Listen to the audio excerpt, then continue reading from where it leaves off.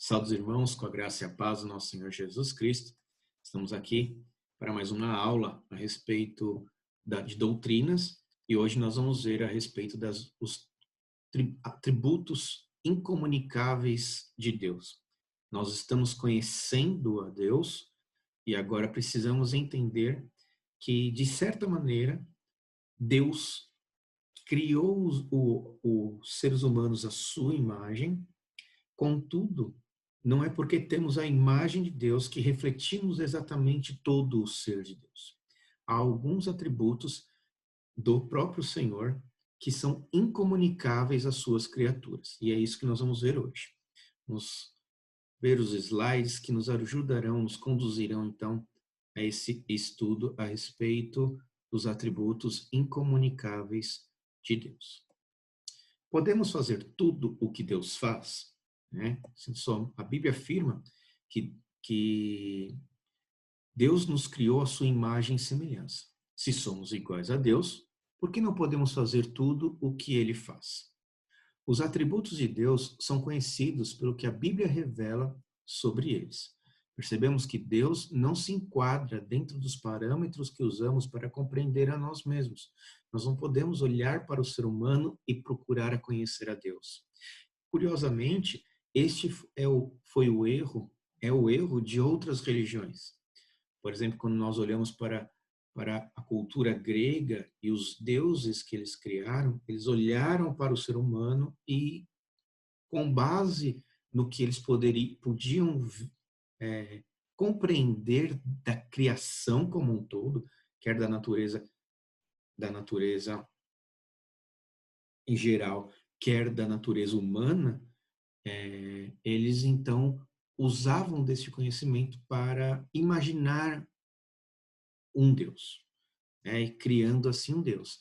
Em diversos outros aspectos, e até mesmo dentro da própria cristandade, nós vamos encontrar heresias dentro do que nós chamamos de cristandade, porque justamente o homem limitado dentro da sua experiência, da sua realidade, ele é incapaz de compreender a grandiosidade do ser de Deus. E então ele passa a julgar ou então a tentar compreender a Deus com base naquilo que ele entende a respeito de si mesmo. E é onde conduz os homens às heresias. Por isso, tudo que nós temos a respeito de Deus, nós devemos extrair das Escrituras. Devemos buscar o conhecimento na própria palavra de Deus, para que ela então nos revele alguns aspectos e características do ser de Deus. Então, tudo isso porque Deus não é como nós. Então, os atributos de Deus, eles podem ser divididos em dois tipos de atributos. Aqueles que são comunicáveis, ou seja, são aqueles atributos de Deus que existem em nós de alguma maneira, e os atributos incomunicáveis, que são aqueles atributos de Deus que não passam para nós. Atributo é tudo aquilo que é próprio e peculiar a alguém ou alguma coisa. Então, por exemplo, quando nós falamos a respeito da moralidade, este é um atributo único e exclusivo da humanidade. Não existe nenhuma outra criatura no mundo em que você encontra algum princípio de moralidade, pois esse é peculiar ao ser humano e nenhum animal, então, possui esse tipo de atributo. Então, veja só. Então, há atributos, questões particulares de Deus que existem em nós. Contudo, há atributos de Deus que são única e exclusivamente pertencentes ao próprio Deus, que é esse que nós vamos estudar hoje. Como que nós podemos, então, conhecer esses atributos de Deus? Como que nós podemos chegar a esses atributos de Deus? Então, pelas descrições retiradas da própria criação. Então, quando a Bíblia diz, se refere à águia, leão e outros animais, outras questões da própria criação, quando fala da voz de Deus como o som de muitas águas, quando você vê usar isso, ele está pegando atributos destas coisas criadas, que são coisas que nós podemos conhecer, por isso que não tem como uma palavra que defina o que é Deus. né? Como nós não temos capacidade, por sermos seres limitados, de compreender um ser que é ilimitado, a Bíblia vai usar linguagens metafóricas justamente para que nós possamos entender. Então, quando fala de águia, é algum atributo da águia sobre o qual recai sobre que existe em Deus para que nós possamos olhar para a águia e compreender um determinado atributo de Deus. Quando nós olhamos para o leão, existe algum atributo no leão que nós podemos então compreender a respeito de quem Deus é, porque existe esse determinado atributo no leão. Então isso vai acrescentando às nossas vidas, ao nosso estudo, o que Deus é. Quando ele pode também retirar conhecimento, nós podemos tirar reconhecimento derivadas da experiência humana. Veja, eu acabei de falar agora há pouco que nós não devemos olhar para nós mesmos e então aplicar isso ao Senhor, né? Tentar imaginar Deus a partir de nós mesmos. E não é isso que eu estou dizendo aqui. Quando eu falo de derivadas, de atributos derivados da experiência humana, eu estou querendo dizer com aquilo que a Bíblia revela a respeito dessas experiências humanas.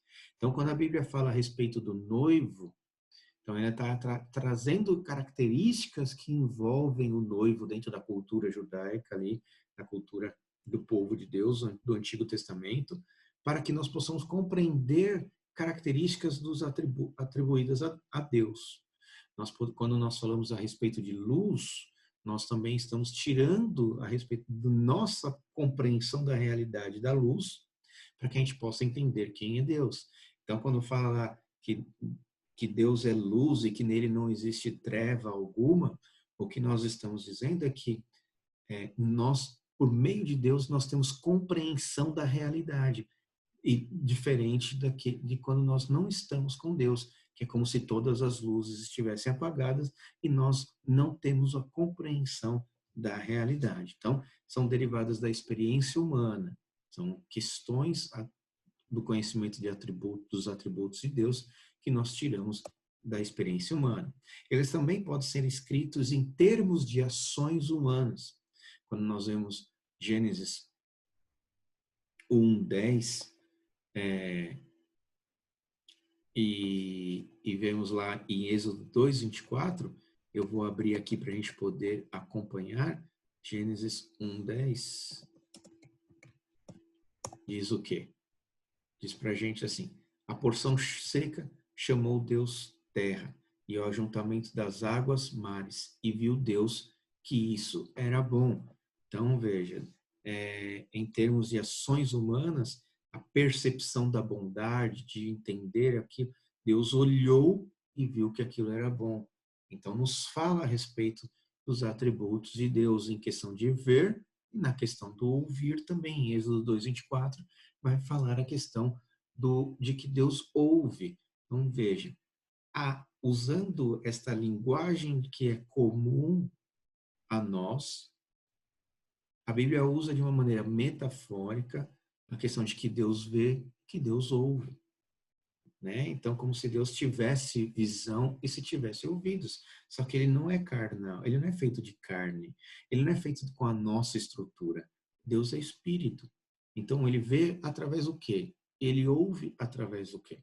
Então, ele está usando uma linguagem para falar que Deus adquire conhecimento, né, de todas as coisas.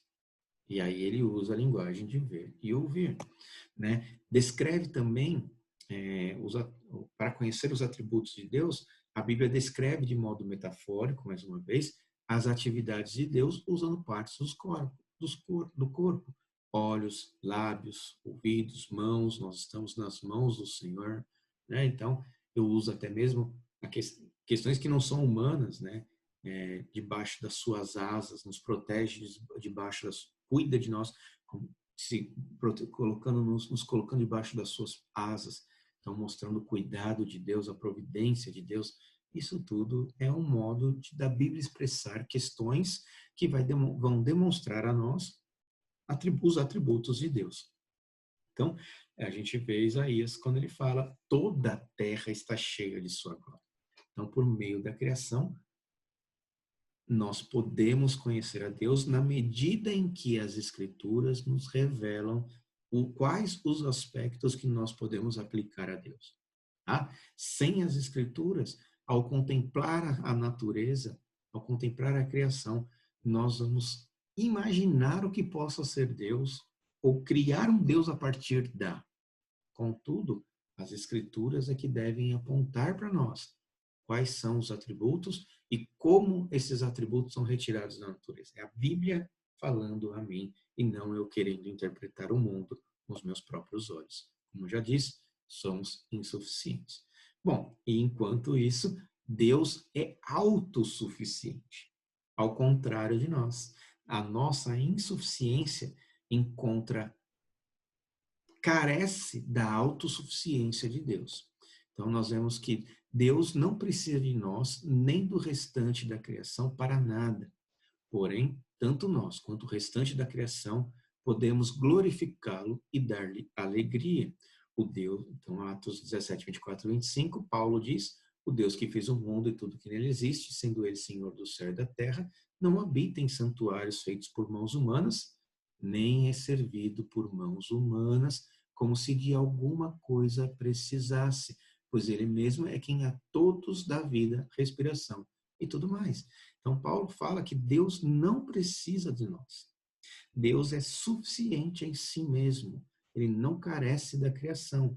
Ele escolheu criar, mas não porque ele precisasse de alguma coisa, né? Quem primeiro me deu a mim, para que eu haja de retribuir-lhe, pois o que está debaixo de todos os céus é meu. Então veja, Deus criou todas as coisas e ele não precisa de ninguém para retribuir o que ele faz, né? Porque não tem como retribuir, pois todas as coisas dele. O que que você pode tirar de você mesmo para entregar a Deus, sendo que tudo é dele? Nada, não tem nada que nós precisamos. Deus não precisa. Ele é autossuficiente. Deus não criou todas as coisas porque precisava de algo. E agora, né, João diz, lá na oração sacerdotal, lá no momento da oração de Jesus Cristo, ele diz: e agora glorifica, meu Pai, contigo mesmo, com a glória que eu tive junto de ti antes que houvesse mundo. Então, Deus não criou para que ele fosse glorificado. Deus possuía glória antes da criação. Então, ele criou para o glorificar, mas se nós não o glorificarmos, ele continua tendo toda a glória. Ele não precisa dela, ele já tinha glória antes da criação do mundo. Deus era a autossuficiência tão pertencente a Deus, Deus é tão autossuficiente que já existia amor pleno no seu ser antes da criação do mundo. Então, Pai, a minha vontade é que onde eu estou estejam também comigo os que me deste, para que vejam a minha glória que me conferiste, porque me amaste antes da fundação do mundo. Então, quando nós olhamos para a Trindade, para o relacionamento da Trindade, existe amor entre as pessoas da Trindade, o que mostra que Deus não precisa do amor humano e o amor humano encontra sua plenitude num ser que já é autossuficiente e pleno de amor. O amor não existe no ser humano como algo intrínseco, é algo então do atributo de Deus que passa a nós. Só que Deus não precisa de que nós amemos. Ele possui o amor completo em si mesmo. Então, como Jesus Cristo diz, porque me amaste antes da fundação do mundo. Deus sempre existiu. Não depende de nada para a sua existência. No princípio, criou Deus os céus e a terra.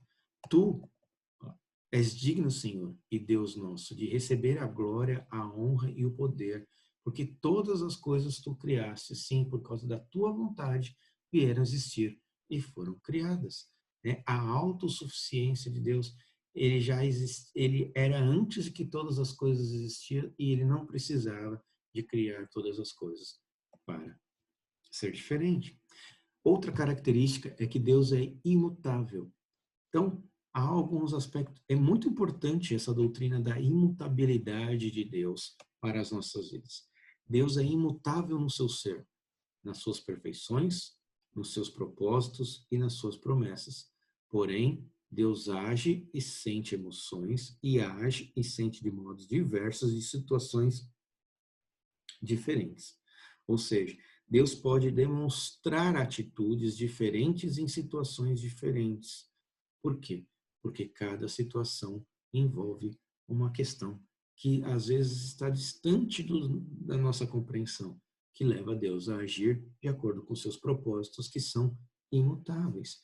Então, quando nós falamos que Deus é imutável, nós podemos encontrar lá no Salmo 102, por exemplo, que ele diz: em tempos remotos lançastes o fundamento da terra, e os céus são obras das tuas mãos. Eles perecerão, mas tu permaneces.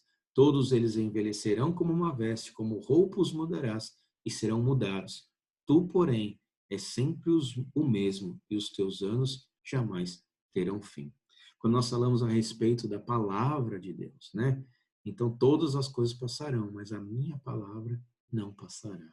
Ela é eterna, ela é imutável, ela não passa, né? Você vê que o conhecimento humano, ele é de um jeito hoje, amanhã ele muda, no dia seguinte ele está diferente, e ele vai se desenvolvendo para melhor, para pior, só que de Deus não. A de Deus, a palavra de Deus é eterna, ela é constante, certo? Então você vê que não muda. Deus é imutável no seu ser, e aí nós podemos perceber também lá em Malaquias, quando ele diz: porque eu, o Senhor, não mudo. Por isso vós, ó filhos de Jacó, não sois consumidos. Porque Deus fez uma promessa de que ele cuidaria do seu povo. E essa promessa está vinculada à sua palavra de que ele protegeria, de que ele cuidaria, de que ele abençoaria. Então, quando ele está, o vincular a palavra dele e ele não mudar, é o que faz com que o povo não seja consumido. Quando Abraão entra em aliança com Deus e pede uma prova de que Deus cumpriria essas coisas, Deus faz Abraão cair num profundo sono e Deus passa no meio de dois animais. Então, aquilo era uma forma de fazer um contrato entre um homem entre duas pessoas, que aquele que não cumprisse com o contrato sofreria os danos que aqueles animais que foram cortados sofreram. Ou seja, se você não cumprir, você morrerá. E só que quem passou no meio desses animais cortados não foi Abraão. Quem passou quando Abraão viu, havia duas chamas passando. Ou seja, Deus está se comprometendo em cumprir um propósito, mesmo que Abraão não cumpra. É ele mesmo que vai sofrer os danos caso a humanidade não cumpra. E aí, então, vem aqui Deus recordando, trazendo aquela aliança de volta à memória lá em Malaquias. Porque o Senhor não mudou. Por isso, vós, ó filhos de Jacó, não sois consumidos. Então, veja aí a bênção de saber que as promessas do Senhor não mudam, elas são constantes, permanentes e até que se cumpram. Então, quando se cumprir todas as promessas, então, não é uma mudança que acontece, simplesmente o que aconteceu é a cessação, né? Não tem mais as promessas a cumprir. Então, a imutabilidade de Deus também é visível nos propósitos de Deus, como nós vimos, né? Propósito de guardar o seu povo, ele não muda a sua promessa, mas também o conselho do Senhor. O conselho do Senhor dura para sempre. Os desígnios do seu coração por todas as gerações. Então, o conselho do Senhor, aquilo que Deus determinou, aquilo que Deus falou que vai fazer, aquilo que Deus quer que aconteça, irá acontecer, independente do que estiver acontecendo neste mundo, porque Deus é imutável. Deus é imutável nas suas promessas, como eu falei. Deus não é homem para que minta, nem filho do homem para que se arrependa. Porventura, tendo ele prometido, não o fará? Ou tendo ele falado, não o cumprirá? Deus não muda as suas promessas. Outra característica, outro atributo de Deus importante é a sua infinidade. Deus não tem princípio nem fim, nem sucessão de momentos no seu próprio ser. E percebe todo o tempo com igual realismo. Ele, porém, percebe os acontecimentos no tempo e age no tempo. Uma coisa importante que eu lembrei agora da imutabilidade de Deus.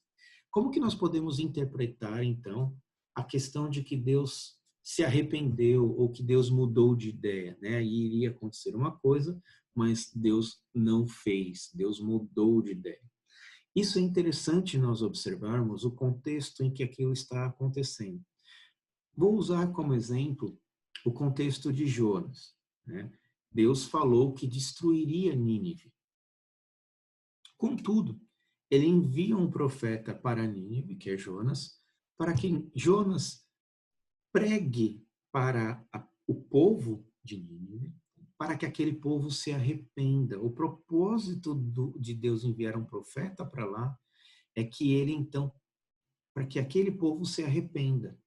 E na medida em que, então, o povo se arrepende, Deus não faz aquilo que ele iria fazer.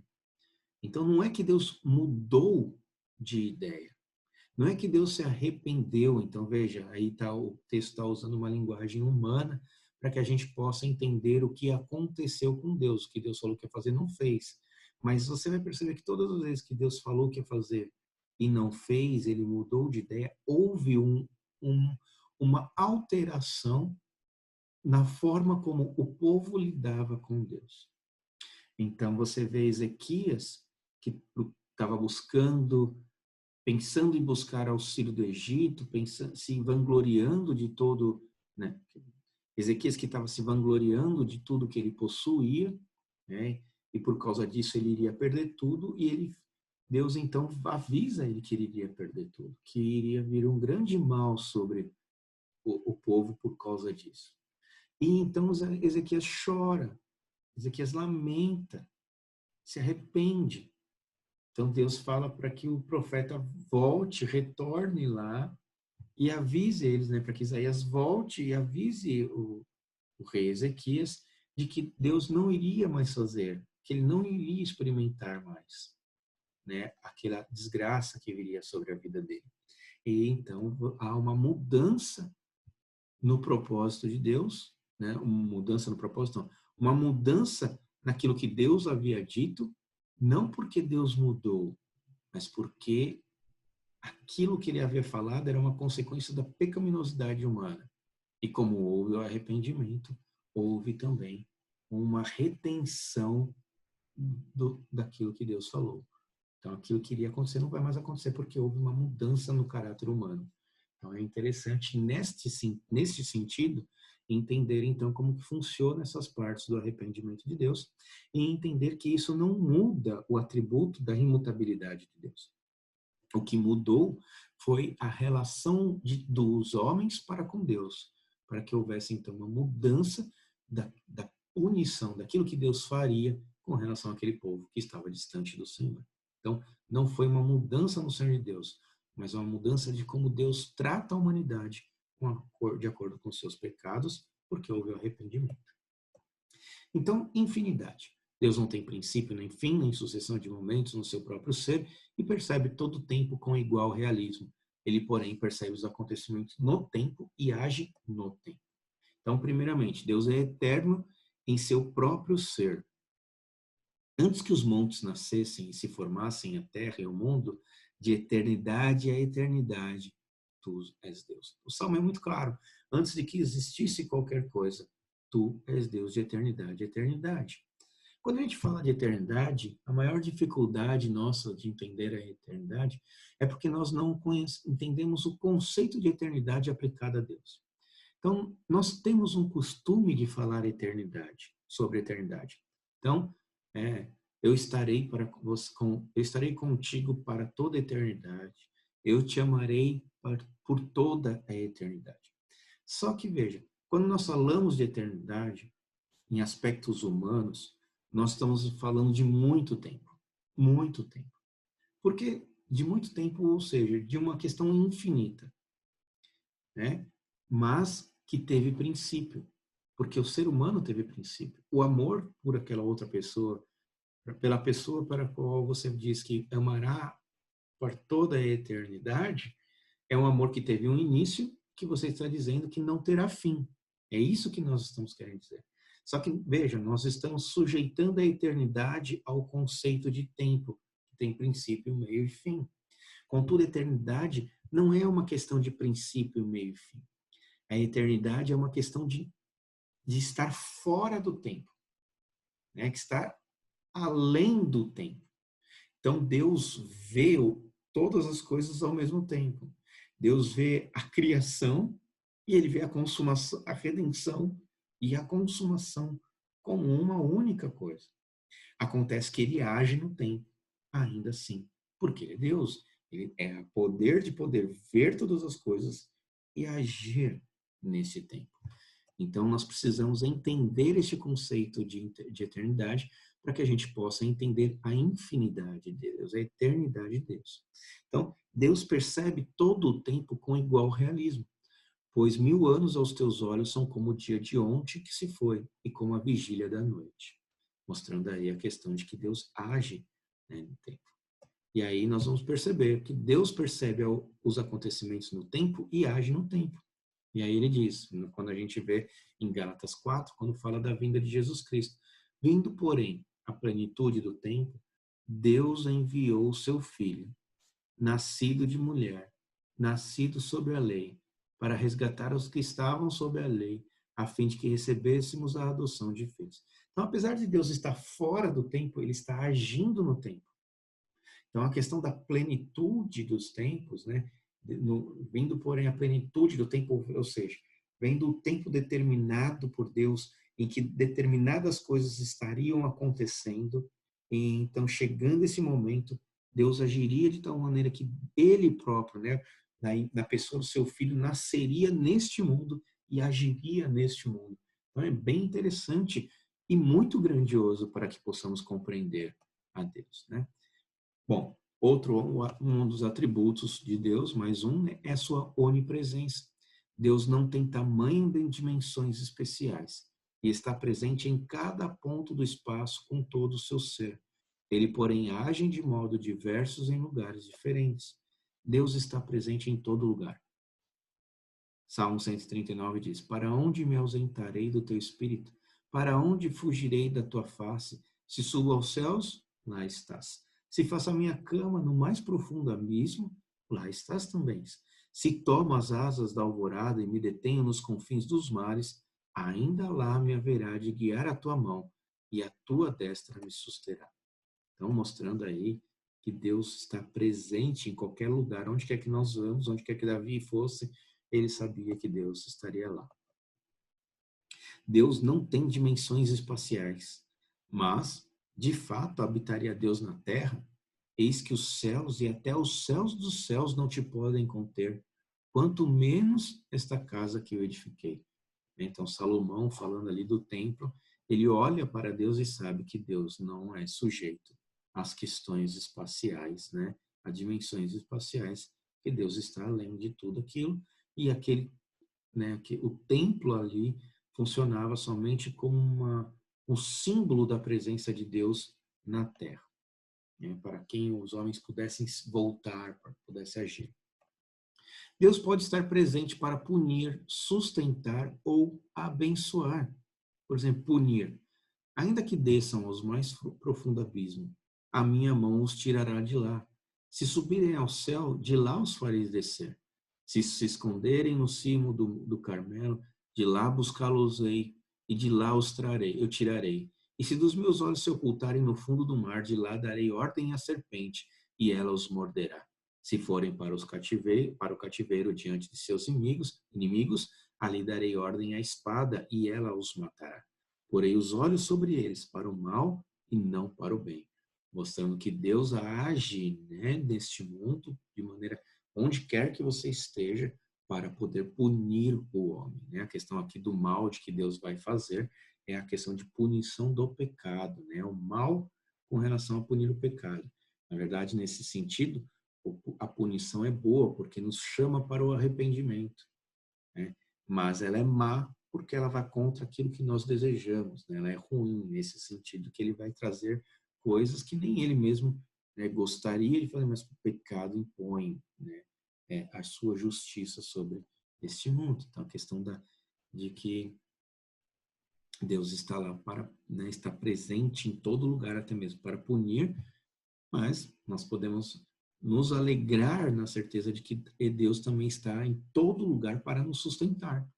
Ele, que é o resplendor da glória e a expressão exata do seu ser, sustentando todas as coisas pela palavra do seu poder, depois de ter feito a purificação dos pecados, assentou-se à direita da majestade nas alturas, falando a respeito de Jesus Cristo, de que ele sustenta todas as coisas pela palavra do seu poder. Ele está presente, sustentando todas as coisas pela sua vontade. Então, vemos aí Deus sustentando, cuidando de todas as coisas, né? Nós vamos ver, por exemplo, a própria floresta, os animais, né, que estão longe da ação humana, mas Deus está cuidando daquilo tudo, daqueles animais, provendo alimento, provendo tudo que é necessário para que a criação como um todo continue a existir. E Deus também é onipresente para abençoar. Mandou, pois, o povo trazer de Siló a arca do Senhor dos Exércitos, entronizado entre os querubins. Esta questão de Deus entronizado entre os querubins é uma demonstração do Deus presente que está ali para conduzir o povo de maneira a glorificar o seu nome, de maneira que eles encontrem deleite, encontrem alegria, encontrem prazer na presença do Senhor. Essa é a ideia do entronizado entre os querubins. É o Deus na terra. Conforme Êxodo 25, 22 vai dizer, ali verei a ti e de cima do propiciatório, Deus falando, do meio dos dois querubins que estão sobre a arca do testemunho, falarei contigo acerca de tudo o que eu te ordenar para os filhos de Israel. É a bênção que provém do trono de Deus para as nossas vidas. Então, Deus está presente para isso. Hoje, ele não está mais presente de maneira em algo físico, como, né, a Arca da Aliança, o Deus ali, mas Deus está, né, Jesus Cristo agora se assentou ao céu, de onde para interceder por nós, né, para ser um mediador entre Deus e os homens. No momento em que nós pecamos, nós não precisamos mais da Arca da Aliança, nós não precisamos mais do templo, nós não precisamos mais do sacrifício. Tudo que nós precisamos é compreender que Cristo morreu na cruz, de que agora ele está sentado do lado à destra de Deus para nos proteger, para nos guardar, para nos abençoar, para cuidar do seu povo. Então aí vem a onipresença, a importância de conhecer a onipresença de Deus. Onisciência significa dizer que Deus tem o conhecimento completo de todas as coisas. Salmo 139, mais uma vez. Senhor, tu me sondas e me conheces. Sabe quando me assento e quando me levanto. De longe penetras os meus pensamentos, esquadrinhas o meu andar e o meu deitar, e conhece todos os meus caminhos. Ainda a palavra me não chegou à língua, e tu, Senhor, já a conheces toda.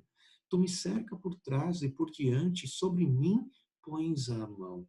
Tal conhecimento é maravilhoso demais para mim, é sobremodo elevado, não posso atingir. Apesar de Davi contemplar todas essas coisas, ele chega à conclusão de que é maravilhoso demais, elevado demais a ponto de que ele não possa atingir. Significa que Deus, né, então, essa questão da onisciência. Junto com a onisciência, nós temos um outro atributo que não é muito comentado e que eu gosto de dar ênfase, que chama onissapiência. Qual que é a diferença entre oniconsciência? Bom, primeiro eu vou te explicar o que é onissapiência. Significa que Deus sempre entende o que é melhor. Na verdade, a sabedoria de Deus é uma com o conhecimento, com a onisciência. A distinção aqui é somente para ressaltar que conhecimento não implica em sabedoria. Que eu estou querendo? Por que eu separei esses dois? Porque na prática, para nós seres humanos, conhecimento e sabedoria são diferentes. Então, nós podemos conhecer muito de alguma coisa, mas não saber usar esta coisa. Então, hoje, nós temos aí o uso por causa da internet, inteligência artificial, bancos de dados enormes, nós temos acesso a um grande número de conhecimento, assim como nunca existiu na história. Contudo, um dos maiores problemas que nós enfrentamos hoje é o que fazer com todo esse conhecimento. Não temos sabedoria. E muitas vezes usamos todo esse conhecimento para algo ruim, para algo que não é bom. Porque é falta de sabedoria. Então, Deus não é só onisciente, como ele é onissapiente, enquanto nós também podemos ter conhecimento e sabedoria, mas num sentido totalmente limitado, e precisamos dessas duas coisas. Então, para mostrar a onissapiência, Paulo aos Romanos diz: ó profundidade da riqueza, tanto da sabedoria como do conhecimento de Deus. Veja como Paulo distingue sabedoria de conhecimento. Quão insondáveis são os seus juízos e quão inescrutáveis os seus caminhos. Quem, pois, conheceu a mente do Senhor, ou quem foi o seu conselheiro? Então, falando aí da questão da onissapiência. Né? Quem é que foi que instruiu o Senhor de que aquilo era a melhor coisa a ser feita? A sua sabedoria total. Né? Então, onipotência. Significa que Deus é capaz de fazer qualquer coisa compatível com seus desejos como Deus. Esse poder sujeita todas as coisas ao seu controle, sendo ele a fonte de todo o poder e soberania no controle do universo. As Escrituras dizem que Deus faz todas as coisas conforme o conselho da sua vontade, Efésios 1:11, e que está no controle de todas as coisas. Isaías diz: assim será a palavra que sair da minha boca. Não voltará para mim vazia, mas fará o que me apraz e prosperará naquilo para que a designei. O poder de Deus por meio da sua palavra. Conclusão. Vimos aqui alguns aspectos, né, dos atributos incomunicáveis de Deus. Nós podemos falar muito mais a respeito desses atributos, mas aqui é para que a gente tenha consciência deles e como eles se apresentam nas Escrituras, como nós podemos conhecer ele por meio das Escrituras. E o principal de nós conhecermos esses atributos incomunicáveis são qual que é? Ao contemplarmos a nossa insuficiência, as nossas limitações e entendermos esses atributos incomunicáveis de Deus, nós percebemos a necessidade que nós temos como seres humanos de buscar ao Senhor. Pois é Ele que supre plenamente tudo aquilo que nós não podemos fazer por nós mesmos. Então, carecemos de Deus. Os atributos incomunicáveis nos sujeita a uma necessidade constante de buscar o Senhor. Então, aprendemos sobre os atributos incomunicáveis de Deus e em como essas características de seu ser não pertencem a nós como criaturas feitas à sua imagem. Por meio dos atributos que nós aprendemos, nós podemos perceber que a insuficiência humana é dependente plenamente do ser de Deus para todas as coisas. Esse conhecimento de Deus, então, deve nos conduzir a Ele de todo o coração, para que possamos descansar naquele que é o nosso refúgio e fortaleza. Aqui, então, é o nosso estudo que revela grandes características a respeito de Deus, mostrando os atributos que nós não possuímos em nós mesmos, para que possamos, então, aprender a depender cada vez mais de Deus. Espero que vocês tenham gostado, que isso traga algum tipo de conforto para a sua vida, pois esse é o propósito de estudarmos a Deus, saber que temos um Deus que pode, então, todas as coisas, que está além da nossa compreensão, do qual nós possamos confiar plenamente. Que Deus os abençoe, uma ótima semana na presença do Senhor e até a próxima, se assim Deus permitir.